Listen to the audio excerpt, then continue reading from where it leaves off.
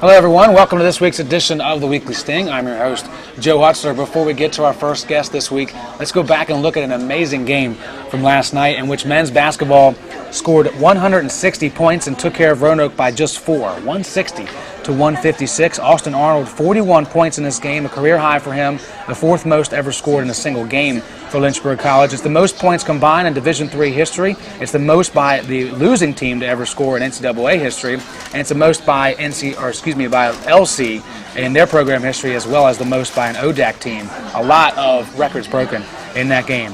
And speaking of basketball, this weekend they will have a doubleheader at Turner Gymnasium to finish the regular season. On Senior Day, men's basketball battles Virginia Wesleyan at 2 p.m. on LHSN. Number one is the Marlins, but they're only one game up on the Hornets. The women's basketball finishes their season against Highlands at 4:30, both of those games on LHSN. They also play tonight at Randolph, a move that was made from Wednesday night to this evening. Now let's bring in someone who has nothing to do with basketball, and it's the director of tennis, Joseph Manilla. Happy to have you on the show, man. Thanks for having me. I want to talk about the team and your expectations here in your second full season with the squad, where you want this team to eventually get to as a goal for this particular season. Yeah, well, I think that, as you know, I came in last year right before season started, and my focus was really just to completely rearrange the culture and create kind of an atmosphere where players knew that they had to work really hard, and that was definitely a different concept. And I think we did an amazing job with that last year. And now that we have a combination of new recruits coming in and the level of tennis is a lot higher, I think our expectation this year is to make the ODAC tournament for the first time in a while. Now, what do you think this team gives you that you've seen so far that could actually make that happen? What have you seen from your squad so far in the off season and those workouts and being on the court now for a few weeks that makes you confident that that can actually happen this year? Well, I mean, aside from the talent, because I think that we got a lot of returning talent and a lot of incoming talent, it's the commitment levels. I'll drive by the courts on like a Sunday or a Saturday just to, do whatever, and I'll see them out there practicing. And they'll come into my office and, they'll ask me really specific things about, how they can improve their game. I think they take the conditioning, the lifting really seriously. Obviously, Coach Smith has done a great job with that. But just overall, I think it's just commitment, and that's really what it's going to take for us to make the tournament. You mentioned the courts, which got a remake, if you will, remix of the court, mixing some concrete and putting all that stuff out there. The new courts are something that was a very big thing for you in the offseason. You've got to get this done. Why was it such a big deal on your side that this needed to be done, and what has it done for your team so far that necessarily they didn't have the opportunities to do last year? Right. Well, last year, we were practicing off campus, so the kids were going to have to get in their car and drive. Though it wasn't very far, it can still be kind of a hassle. So now having those courts on campus is just unbelievable. It's been a huge game changer.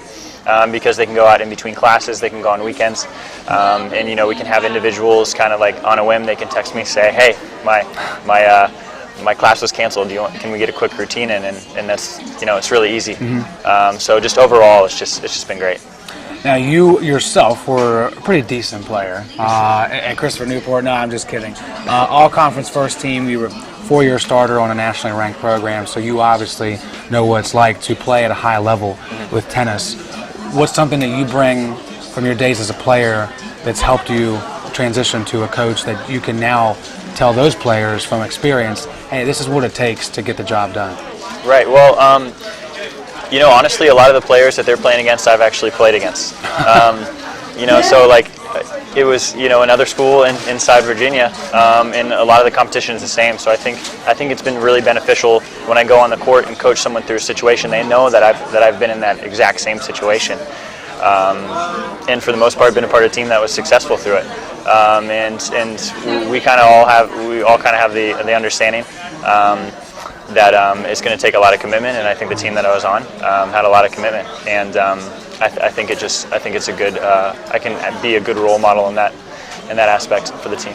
You have the experience as a player. You also have it just growing up around tennis with your dad and your brother, who is coaching at Old Dominion, a nationally ranked team. Your name is synonymous with the sport of tennis. Was there ever a chance that you weren't going to get involved with tennis growing up? No, there was never a chance. Honestly though, my dad, as much as people might like to think that he pushed tennis on us, he really didn't. He always, encouraged us to play other sports because what was really important for him is that we loved the sport, not necessarily that we were really good or made a profession out of it. He just wanted us to love it because he has just this undying passion for the sport. And I think in return what that did is, just taught us to love it, and we just want to be a part of it forever. Some people would say that you don't have to start too early to be a great tennis player, but in your mind, obviously, you know what it takes to do that. What would you tell someone who is thinking about becoming competitive at a high level with tennis, no matter what division or even pro? Where's the age that they need to really start to take it seriously? I would say between the ages of 12 and 14, those are the molding years. And I think the best advice that I've ever heard someone give was from Brian Bolin, the head coach of UVA. And he said that learning tennis is like learning an instrument. When you first pick it up, it's not going to be fun. And you have to have the willpower to get through that. But if you have that mentality where you're going to work hard for long-term success, you're going to be a good tennis player. I think that's a very good analogy to use. Any of us that have tried to play an instrument know exactly how that is. Yeah. You are not that far removed from school and from being a student. What's been the toughest transition from becoming someone that was being coached and now you're the one doing the coaching? Right. Yeah. Well, when you're an athlete, you have relationships with some of your favorite guys on the team, and obviously you're part of something that's bigger than yourself, and you have this good relationship with your coach as well. But one thing that I never really thought was so complex is the individual relationships that you have to have with every single player on your team now, and it's just way more complex. You have to be very, really detail oriented to make sure that when these kids wake up, their day is going to be as easy as possible. With you coming into this program, you already kind of hinted on it a little bit and just where the program was. And you really did have a situation where it was starting from scratch and putting your stamp on it from day one. What intrigued you about that position and taking that position? Because there are a lot of people that wouldn't do that. They say, I don't want to go somewhere where I have to do everything from the very beginning. I need something that's already there. What did you like about that? Why did you take the position? Well, when athletic director John Waters brought me in for the interview, he kind of gave me the opportunity that this could be something that I could create myself. And being a Manilla, it's really easy to be tied with my dad or with my older brother. But this was really an opportunity for me to make a name for myself. And I got to give the credit to John Waters for allowing me to be for giving me the liberty to do what I want with the program. Yeah. Well, we certainly wish you the best in doing that, and so far we've seen that you have done that. So good luck this year. May you get to ODAX and we can put tennis back on the front page of Lynchburg Sports News, man. Thanks for coming on the show. Thank you. When we come back, we will hear from Kayla St. John of the softball team on the Weekly Sting.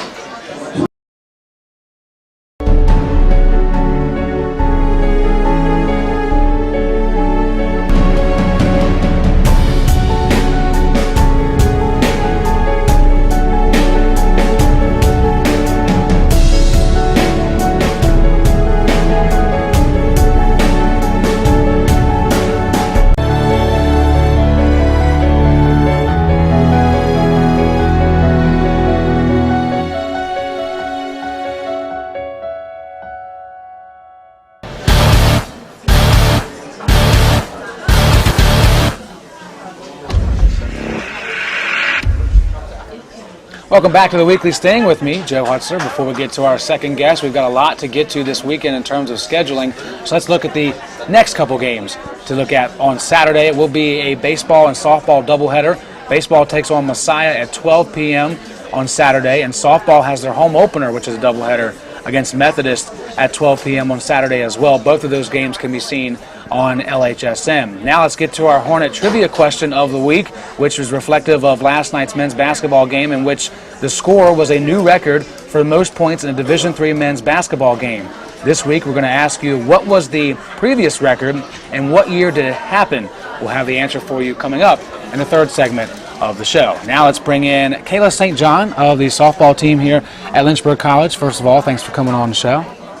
And I want to get into what you guys have done so far to prepare for Saturday, you guys have to be itching to get to the field, especially since everybody else has kind of started their spring season. What have you seen so far in your all's preparation that gives you good confidence going into your doubleheader Saturday? Well, starting with the fall season, we all worked really hard in the fall season. The off season we all did too. We have a pretty young team this year, so I think that has got us to work harder, and the freshmen have really worked really hard to they really stepped up, and I think we're this God, I'm so bad at this. That's okay. Take your time. We've got 8 minutes, no problem. Okay.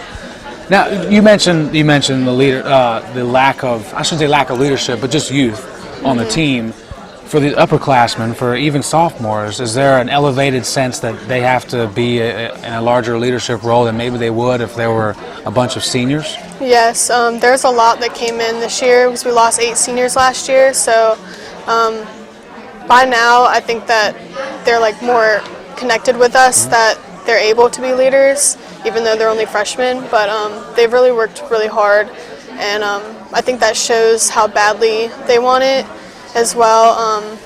The team really works really hard overall. Now you play infield, so you get to see things, defensively. You get to watch the pitchers from an up-close personal view, and obviously we know in softball and baseball, pitching is very key to a team's success. How would you grade where you guys are coming into the season based on the pitching staff that you have right now? We lost a few pitchers last year, but we have a couple sophomores and juniors that are pretty good pitchers, and Connor, I think she's our ace pitcher, and we also have Jamie and Cop and all them, and I think they're doing really well because they're pitching to us at practice and pretty hard to hit off of sometimes. So I think that they'll do really well this year. You play third base, as we already talked about, which is labeled the hot corner for a good reason.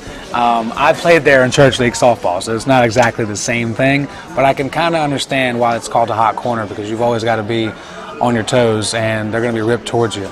Do you get any kind of satisfaction out of playing in a position that is seen as, kind of a dangerous position to be in on the field? I just like the action and how fast the ball comes off the bat. I think it's pretty easy for me, but if I was at shortstop, it would be a lot different because I'd have to cover more ground. But at third base, you're just pivoting and running up towards the ball instead of going side to side, and I think that's one challenge to it if you're another player, but you make it sound a lot easier than it is, which is good, because that's what Coach Simmons wants you to do, I'm sure. Outside of softball, you have a pretty interesting, I shouldn't say interesting, but unique goal in mind for a career, especially for a female. You'd like to be a strength and conditioning coach, hopefully at a D1 level someday. What's the motivation behind doing something like that that's not seen as a typical female role? I really like working out, and I love helping people get to their goals. And ever since I was little, I remember I just ran all the time, and I did push-ups while I was watching TV. And my dad was always like, "You're going to be a great strength and conditioning coach." So I just really fell in love with it when I came to college, when I was forced to lift, and I've been enjoying it since. How much of a role has our new strength and conditioning coach, Ed Smith, played? Have you talked to him about it? Has he helped you out at all? Yes. I asked him if I could intern with him, but I already have an internship lined up, but I might shadow him. But he's a really good strength and conditioning coach. He has taught me a lot since I'm taking the classes right now in order to be a strength and conditioning coach, so I really look up to him. He's definitely someone to try to emulate, for sure. He's brought a lot of fire into the Lynchburg sports program. Outside of Lynchburg College, you have a pretty interesting a chance this summer to travel around the world and go to South Africa and do some things with softball. What will you be doing when you get to South Africa, and why do you want to take this trip? I'm going to South Africa to help youth softball players be able to improve their game. And some of them have never played softball before, and some of them have, but they're still a developing country, so I'm excited to see how different it is there and interact with all the kids. And I just love traveling, so I'm really excited. I was going to ask you if you've ever traveled outside of the United States before.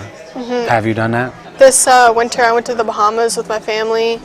I loved it. It was an interesting culture, but yeah, it was really fun. I guess when you go to a place like the Bahamas, if you don't love it, it's kind of your own fault, right? Yeah. I mean, they've got everything there to make you have a good time. Other things that you enjoy, acoustic guitar, which is a very widespread thing that people like to want to start to play on. I'm interested to see if you've made it further than me because I've got one song that's okay, but that's it. I don't have time for it anymore. How advanced are you with the guitar? Could you pull it out right now and have a concert? I wouldn't have a concert. I taught myself how to play. Okay. So cool. I just look up chords online and look up songs and figure out how to play them.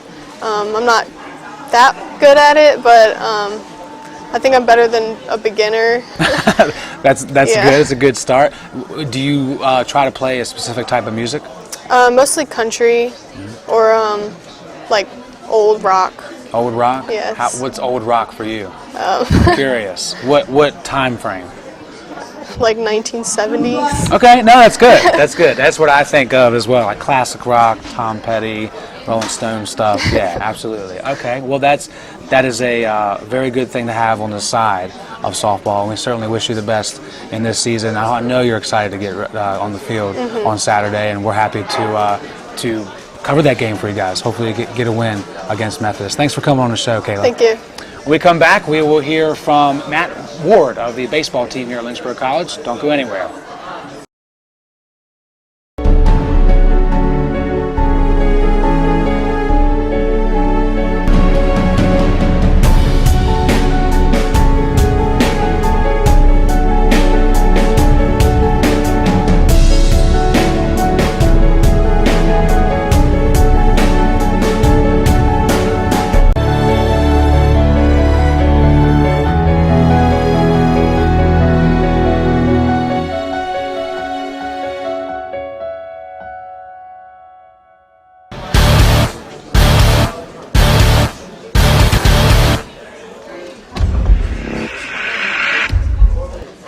Welcome back, everyone. We're headed down the home stretch here on the Weekly Sting. Before we get any further, let's go ahead and get you that trivia answer for this week. And in last segment, we asked you about last night's men's basketball game in which the combined score of 316 is a new record for most points in a Division III men's basketball game.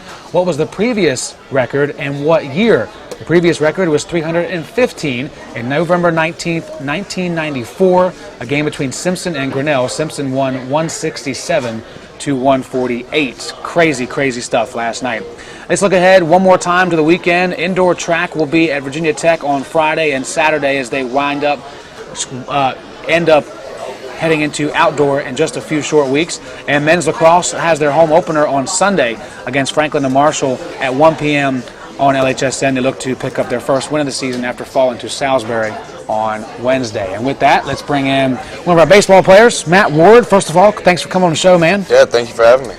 Big game for the team, big doubleheader for the team last week. Big game for you in that first one especially.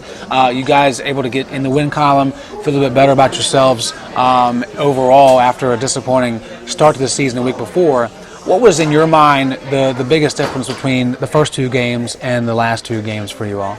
I think going into the season, like through practice and stuff, we felt like we had a really good chance at being up there in conference this year.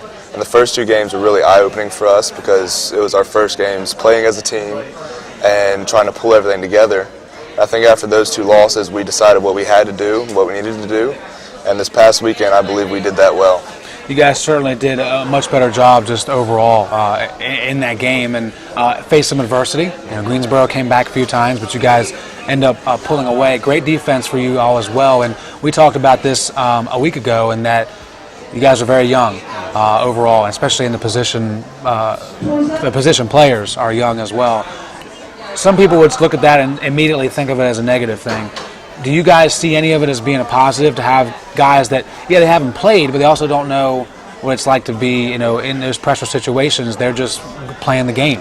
I can see it both ways. I see the young part of this is that we're all going to be energetic. We're all ready to be out there, and we want to compete. I think that's the youngest part of this thing. And then we have four returning seniors that are leading us, and they're doing a great job at it so far.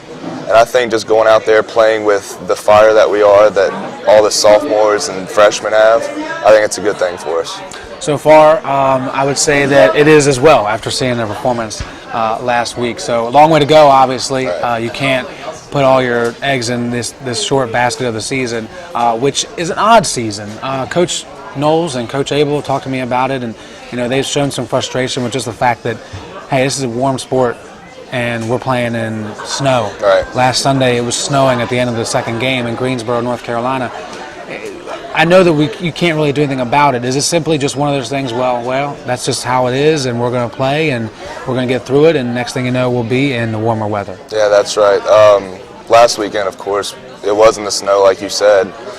Both teams were playing in it, so there was no advantage or disadvantage. And I think, personally, it was fun. I think the team enjoyed it because it was something different. Like, not a lot of people get to play baseball in the snow. So I think as a team we took advantage of it, and it turned out good. We had a lot of fun in it. You had yourself a good outing personally. To start the year, things have been going pretty well. I heard someone at the game, just overheard them saying it's the hair. They said when anybody that has hair like that usually does good. That's right. I kind of feel silly asking this, but is there any truth to you just being maybe some extra confidence because you got those long locks? Honestly, I think it could distract the other team. I think it's a good thing. And this all started last year. I decided to let my hair grow long, and I was just going to see how it went. And a lot of people liked it. A lot of people didn't. And I like it, so I decided to keep it. And it's been a good thing so far. So yeah, it's going to stay. All that matters is that you like it. That's right. And you keep hitting and playing defense like you are. Keep it. Keep That's letting right. it grow. Who That's cares, right, at that point? For you going off the field, you kind of have an interesting path that you want to take as well, and wanting to be a marine biologist. And you said that more specifically you want to tag and release and track sharks. Outside of seeing Shark Week on Discovery Channel, what else is the motivation for wanting to do something like that? Right, yeah, growing up, Shark Week was a huge thing in my life. I mean, I've been a huge Animal Planet guy my whole life, but I think just like as a family, we travel to the beach every year. We enjoy the beach, we're beach people, and so going out, and me and my dad, we fish a lot. We take friends and we all go saltwater fishing, and it's just a big interest of mine. And I just think being a part of that experience and learning more about marine life would be a good thing for me moving on in the future. I think the first question people would ask when they hear that is, you're at Lynchburg College in Central Virginia. You're not near a large body of saltwater especially.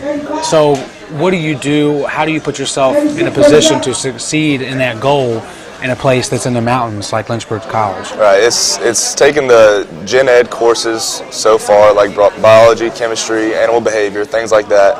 And then after this 4-year school, I plan on moving on to maybe somewhere like Coastal Carolina or College of Charleston even to get my degree in marine biology.